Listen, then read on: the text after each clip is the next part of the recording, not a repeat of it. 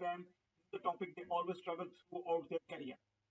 Even you pass the CCI, some people really do struggle to understand the real concept of what is spanning tree. They only know that you need extra port, and if one is blocking, one is listening, and one is learning, one is forwarding. So, in order to understand today, before I start anything, I just want to show you something.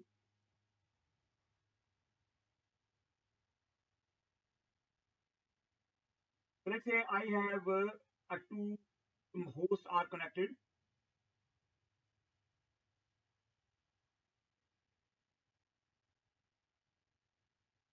So I'm taking these two machines. So let's say I'm connecting these two uh, uh, switches, and I'm taking a piece cable.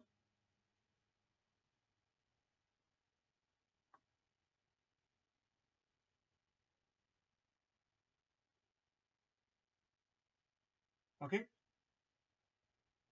these are the two switches we have. Now I'm also taking two machines.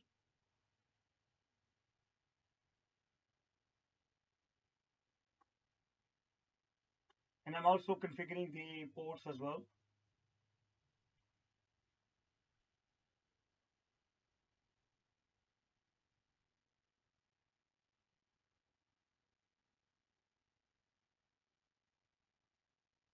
So let's say I'm configuring the IP addressing for them, right?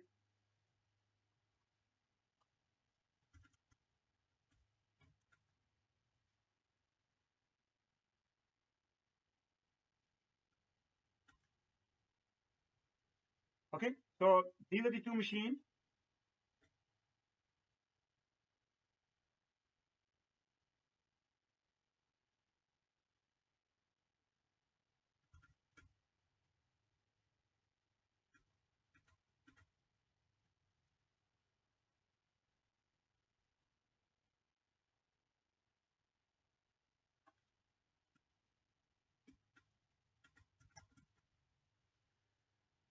Okay, so now let's say I ping, I'm going to ping the other side, ping 1.1.2 minus n with 1000 packets. You can see it is working. Okay, it is working. Now, what happened due to some reason, I went to the port switch actually, and what I have done is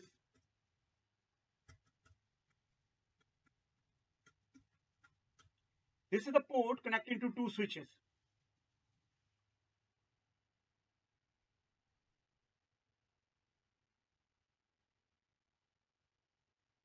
So these 424 are connected through switching. Now you will see my command prompt point of view, you will see my communication is stopped.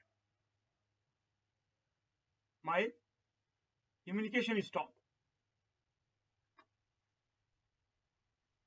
Okay, so the reason why it has happened, because from here to here, from this machine to this machine, I have only one path. I have only one link. I have two switches and I have only one link. So this is the drawback. In these switches, these ports, once these interfaces are closed down, the communication is stopped. So what is the solution, by the way? What do you think the solution should be? Anybody has an idea? What could be the solution?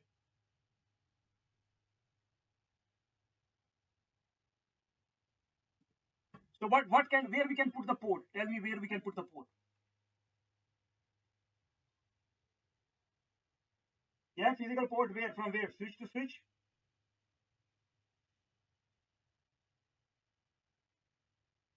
Uh, we have a lot of port. Don't worry about switches. But anyway, let's say you are right that we need to add the port, right? Just 1 second. So switch to switch, okay? So this port will be crossover cable between port 23 to port 23. Clear? So these 23, 24s are now, I'm just removing them because it's creating some mess. So these are the two 23 ports are there. Now let's see what happened.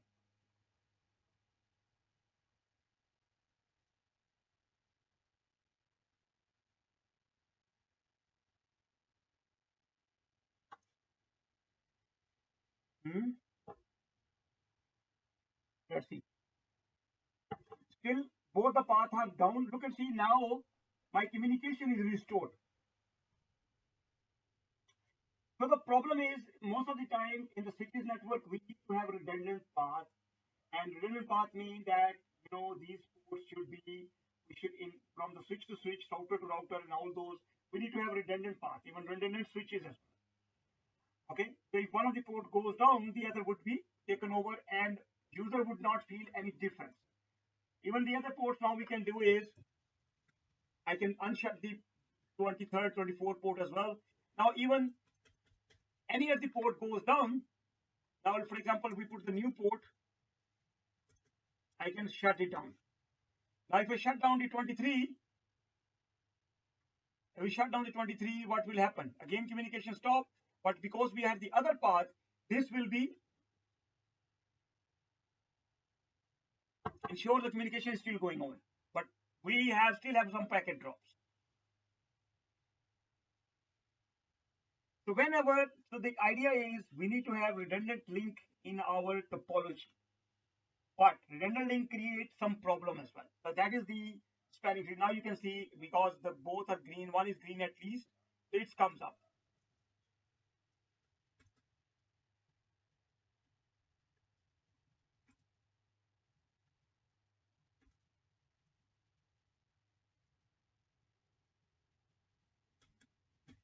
Okay. At least now you see what happened behind the scene. Now this is the concept that what is the benefit of redundant link. Now let's start the spanning tree. So spanning tree, what is a spanning tree?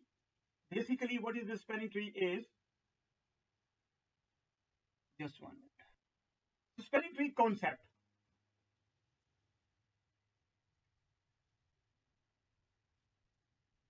Okay, so redundancy is good, but you can see the problem is at the layer 1, we do not have a TTL. TTL means time to live packet.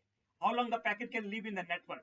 From host A to host B, you can see every time you trace route something, it actually decrease the value and finally reaching that. After the TTL value reach to 90, 100, sorry, 255, it actually, can you hear me? So this is only part of the layer 3 ETL value. And as I giving you an example, if you are driving a car and going into the circle, you might end up in a loop. So in order to avoid a loop at the layer 3, there is a TTL value which once the packet reaches to 255, the maximum hope it can reach to 255. After that, the packet can be discarded. So that's why the TTL value ensure the packet should not be looping in the network endlessly. However, at the layer 2, we do.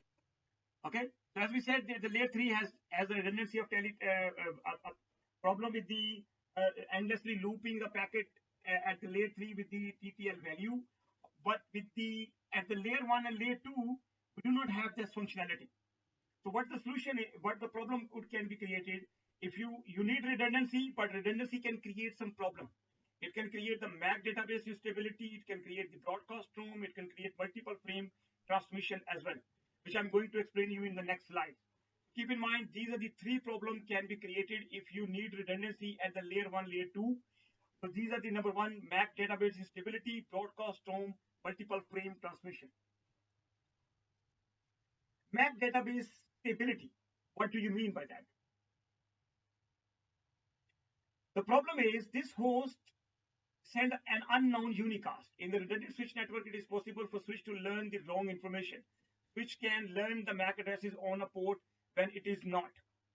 Basically, if you send a unknown unicast message, it can be spread to this port and it can be goes into this side as well.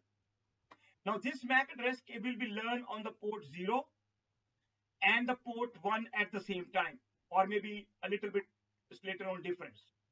What will happen that the switch get confused and it say, oh, I learned this MAC on the port 0 first and now I'm learning on the port 1.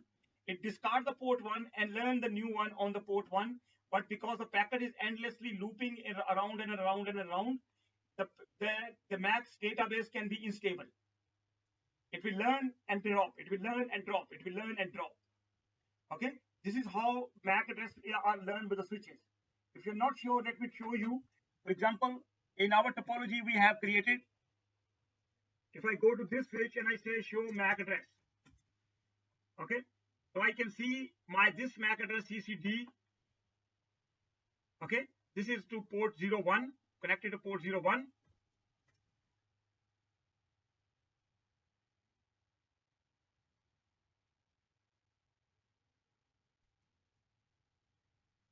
Okay, but let's say I disconnect this.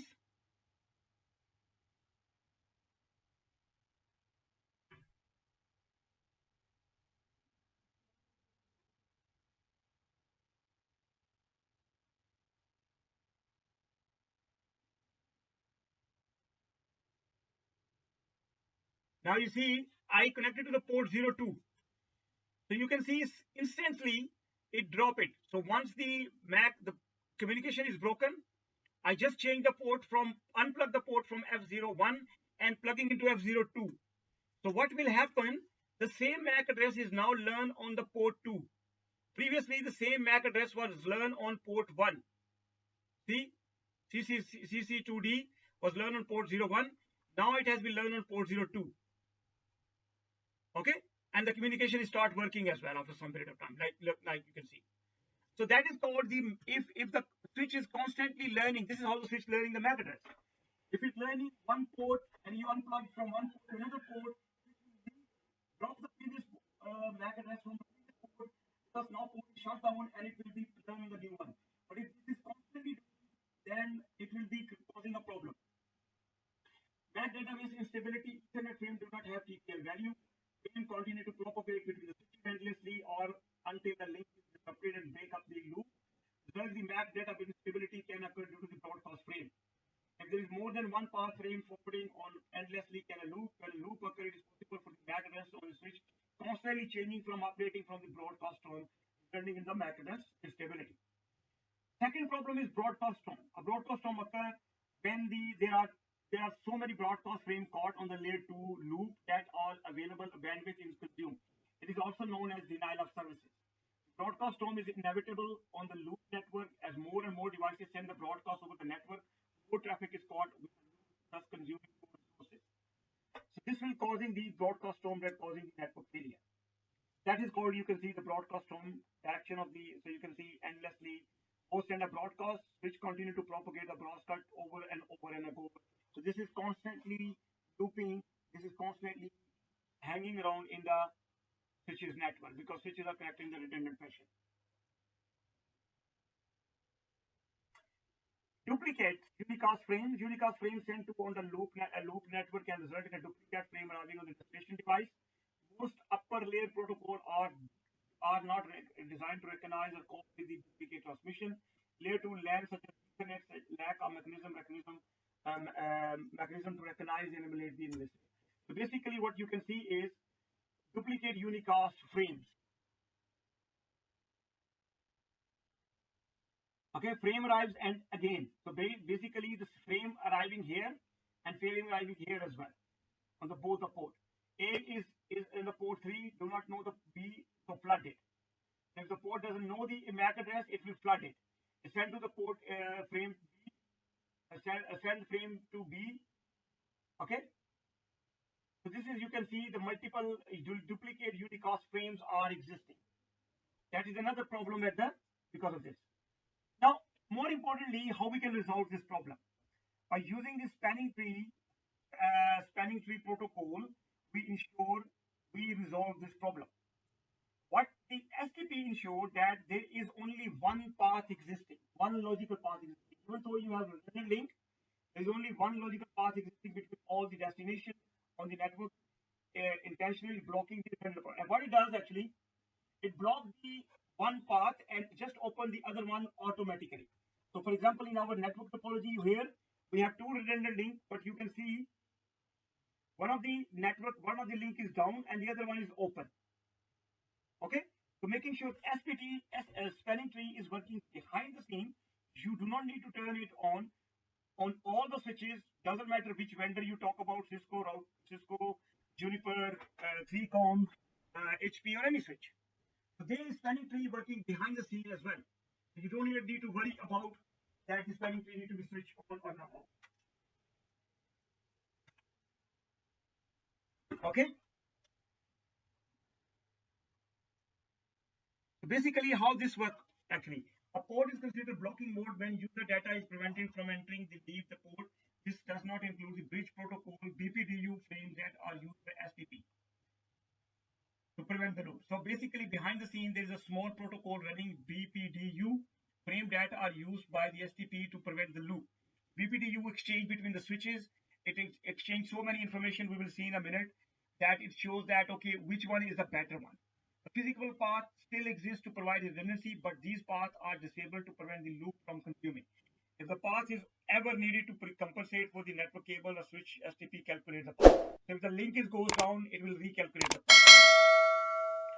So basically, how the switches do the spanning tree algorithm? How does it work? I mean, that's the important concept. Okay, so give me 1 minute. I show you what it does.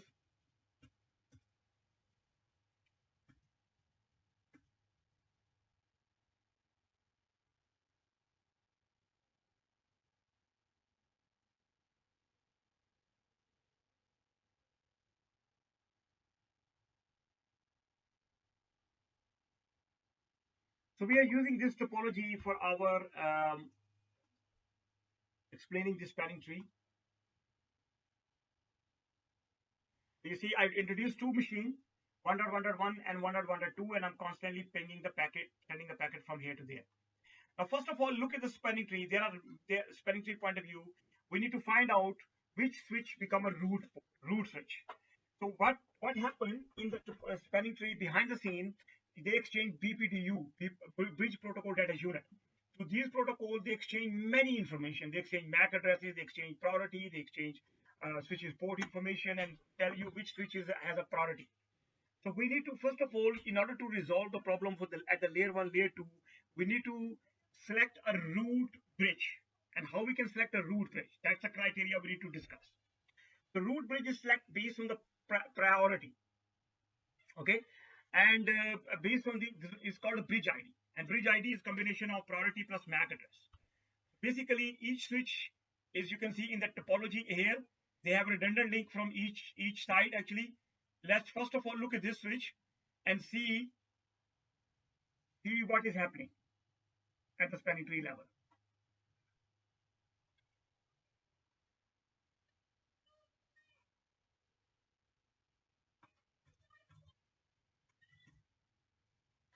So you see what happened at the spanning tree. It's saying root ID. The priority is 32769. Bridge ID is the bridge ID priority 32769. So basically, spanning tree actually select a root bridge in the topology first. Root bridge mean that it is one of the best switch in the topology. What is the best criteria? It's mean that the bridge ID. That's the criteria we have. So bridge ID, as you can see, bridge ID is the combination of priority and the MAC address. Lower is always, in the spanning tree, lower is better. Most likely the priority is similar. Most likely the priority is similar in our topology. As you can see, 32769, and this is the spanning tree. Actually, triple E, this is the one. You can see most likely the spanning tree on this switch.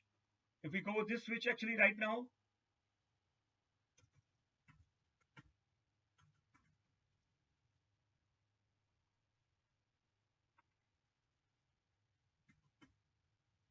okay, you can see this is 32769 as well. 32769 as well.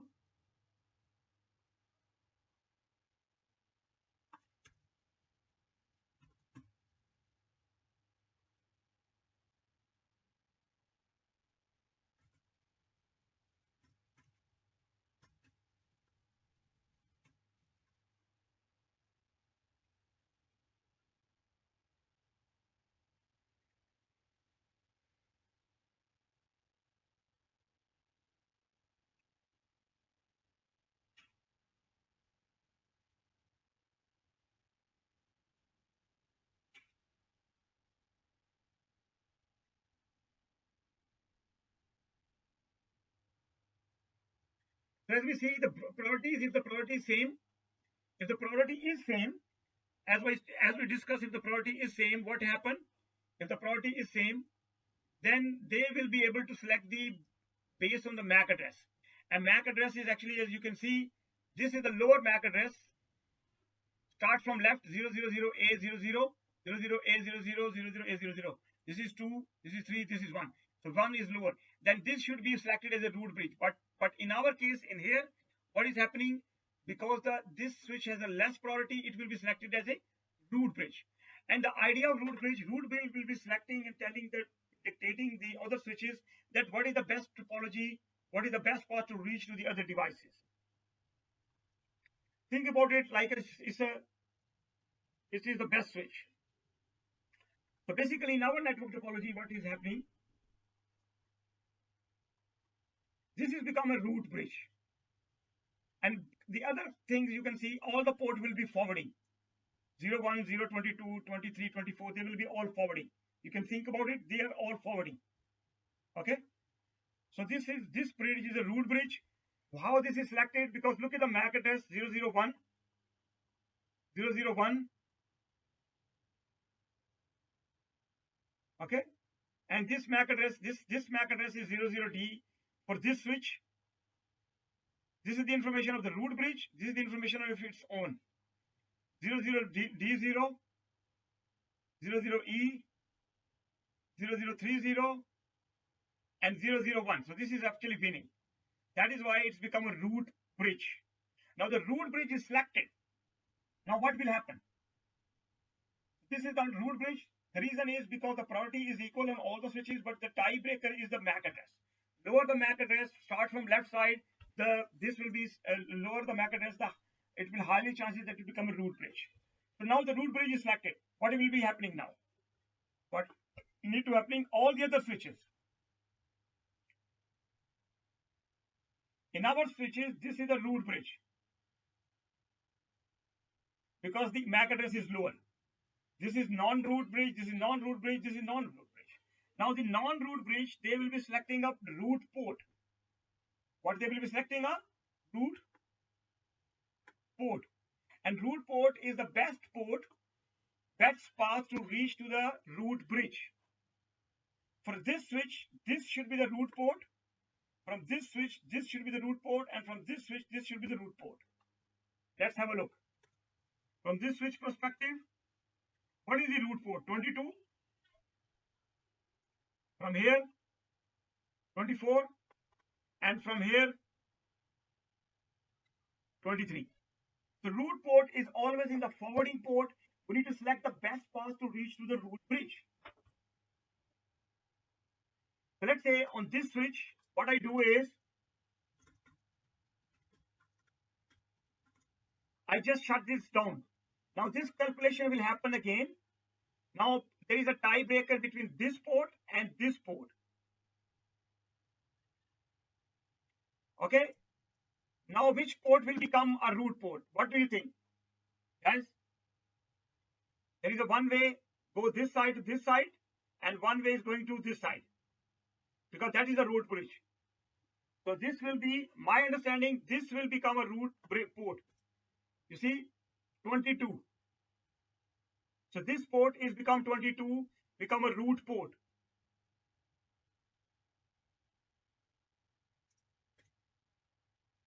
Okay. So this is the only path. It has multiple paths, but because this will be selecting as a root port. Now this selection again happen because it can reach directly from here to root bridge. It will be select this as a root port all the time. Basically, it depends on the cost, and cost is actually for each interface fast Ethernet there is some cost associated. Cost means the best path, best way. So this switch has 3 ways to reach to the root bridge. Sorry, 1, 2, 3. This is direct path. This is the indirect. This is also indirect, but this is more longer. 1, 2, 3. That is why if this port goes down, this become root port, and then if this goes down, this become automatically root port as well. So you see this path is open and selected as a root port. Yeah. And also from this point of view, this is a root port, this is a root port. That is how you can calculate the root port.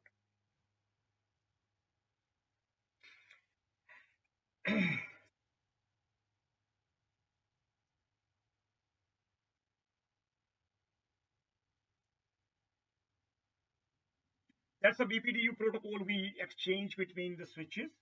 And you can see this is 802.3 frame, destination, spanning tree, source this, length, protocol identifier, version, BPDU type, identifier, path cost, identifier, and age, hello time.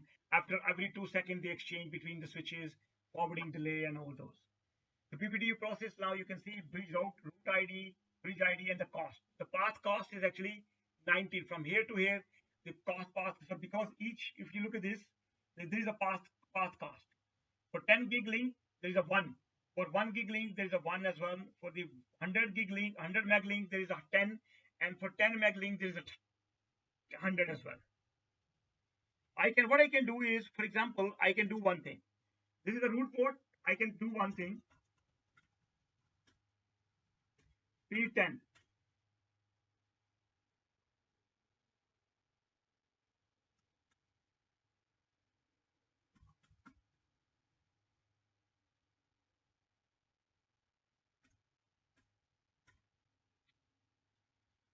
So you see my cost is changed. Normally for the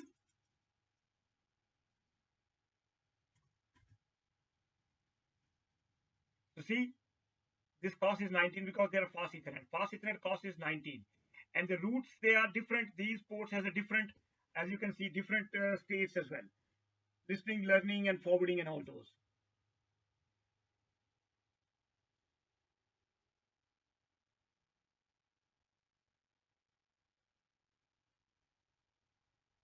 Clear?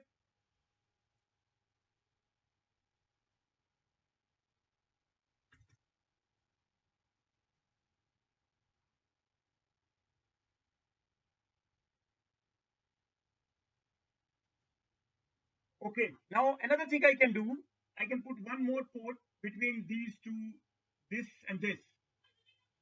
So let's see what happens.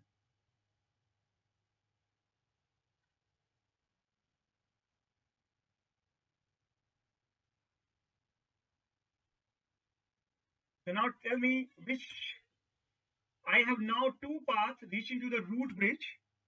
Now between these two, which one will be the best? Because both are fast Ethernet, the cost is equal. If the cost is equal, the lower the port number, it is better. Okay? The lower the port number, which will mean previously it was this port, but now you see 21 become a root port. Okay? And these are going into the blocking mode. Okay? So if the two ports are connected to the root bridge, then how the election will happen between the root port? The port which has the much faster, for example, cost is higher.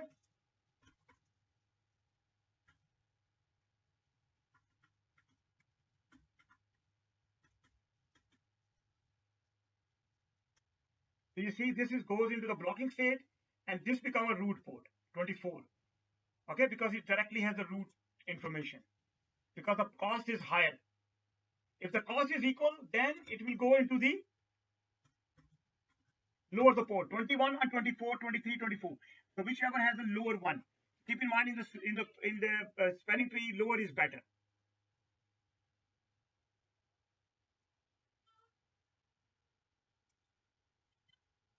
So that is the concept of spanning tree. With the spanning tree help of the whole idea of spanning tree, you want to block any redundant path. Simple. And you don't need to do yourself spanning tree running behind the scene. It select the root bridge, it select the based on the priority. If the priority is equal, it will go for the MAC addresses pipe breaker, sorry, bridge ID, then the bridge ID is combination of priority and MAC address. If the priority is equal, then it go to the MAC address. Actually, okay.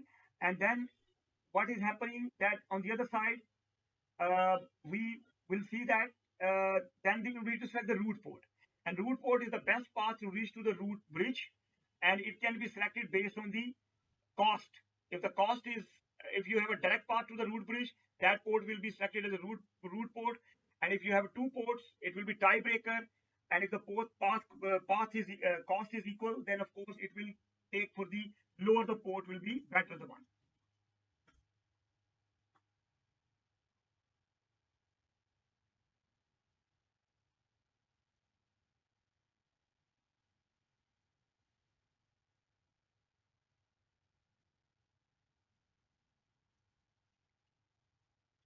So that was the concept of spanning tree. Keep in mind, most importantly, other thing is anytime the port goes down,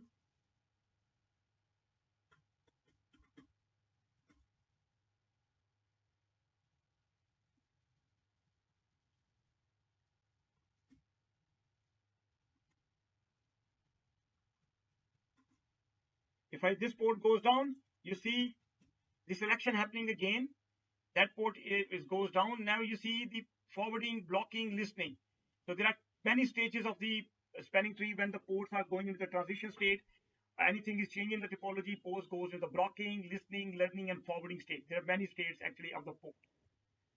Okay.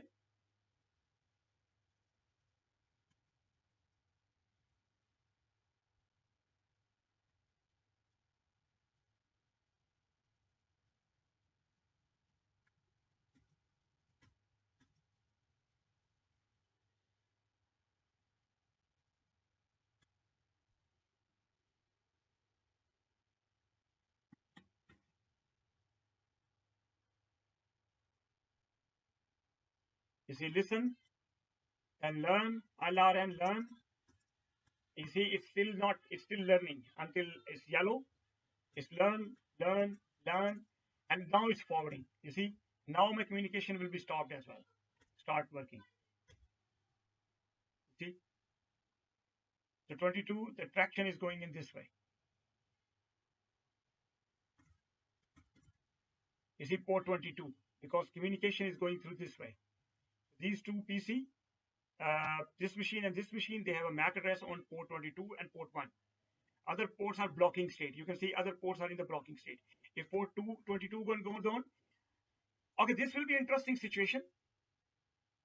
If this port 22 will go down,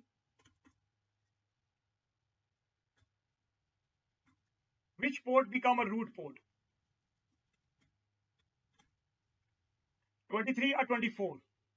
Okay, tell me guys, 23 or 24? 23, because 23 is small. Yeah, because actually both the paths are equal from this side and this side. 19 plus 19. This side is 19, this side is 19, 38.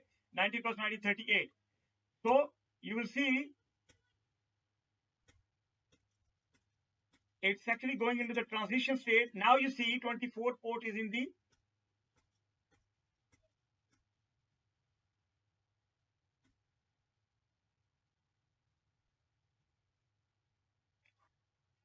okay.